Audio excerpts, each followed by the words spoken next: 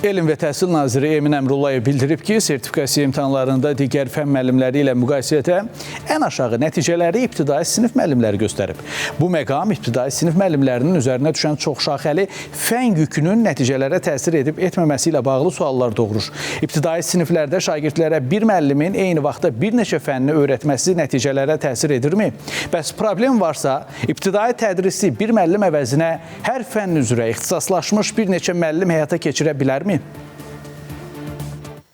Müəllimə məsələn səhv öyrədirdi uşaqlara. Mənsə qızımı qoymuşdum məsələn Azərbaycan dili fənninin müəlliməsinə. O müəllimə baxdı ki, bunun ibtidai sinif müəlliməsi bunu səhv öyrədirmiş.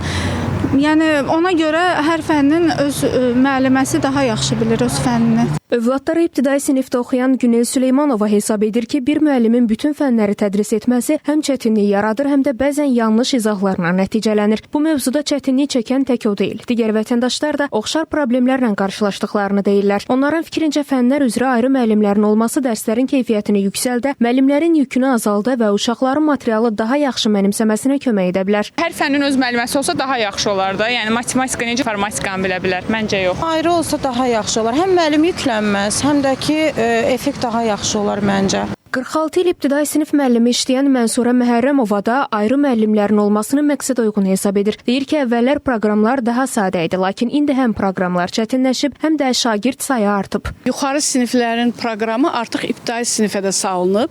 İbtidai sinifin proqramı çox çətinləşib. Əvvəlkinə nisbətən indi uşaqlar artıq 6-da, 7-də keçilən şeylərin əsasını öyrənirlər ibtidai sinifdə də. Ona görə ibtidai sinif uşaqlarına, şagirdlərinə kömək məqsədi əlbəttə ki, belə əlavə müəllim olsa yaxşı olar gələcək üçün də. Bir müəllimə düşən yük istər-istəməz azalar. Dərsin də öyrənməsində çox böyük effektivlik olar.